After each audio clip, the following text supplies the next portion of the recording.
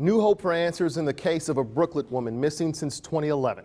Good evening. Thanks for joining us. I'm Kevin Holmes. Jennifer has the night off.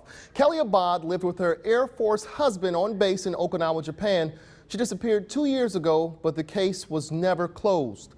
Now, a body has been found near the base where her husband was stationed. WJCL's Renee LaSalle has been talking with friends and family, gathering the latest in this developing story. She joins us now with details. Truly a heartbreaking story for the friends and family who just don't have answers tonight.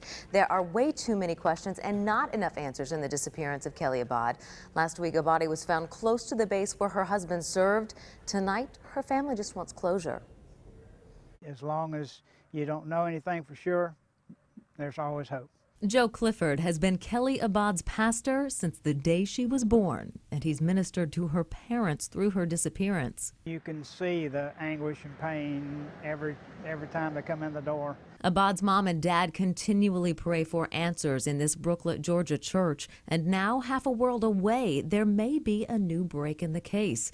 A body has been found at Camp Foster near Kadena Air Force Base in Okinawa, where her husband was stationed. The feisty 27-year-old was reported missing October 26, 2011. 3 days later, her vehicle was found parked near a popular cliff with a note. But her family always suspected foul play. I could hear her screaming in my head. She was a fighter.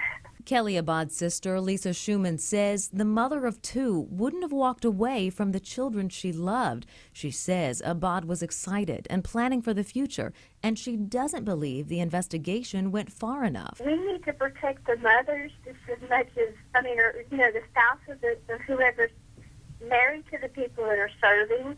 They're giving up their lives to spend years over there. Back in Brooklet, Pastor Clifford agrees.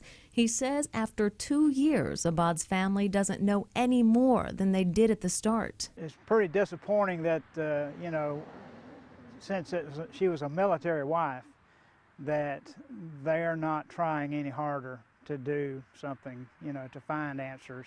He says the body brings up questions, but the family is holding out hope. They don't want to think that that's her. But at the same time, if it was, it would in fact give her closure. It would be painful, and it'll always be painful, but at least they would have some closure. Now that body was found because workers were demolishing old housing on Camp Foster. The body has not been identified. In fact, it hasn't even been released whether it was male or female. But tonight, Kelli Abad's family is holding out hope that she is still alive somewhere. Now, Kevin, they say that no matter who that body belongs to on Camp Foster, they hope that their family has closure sometime soon. So heartbreaking for this family. Very much. Thank you, Renee.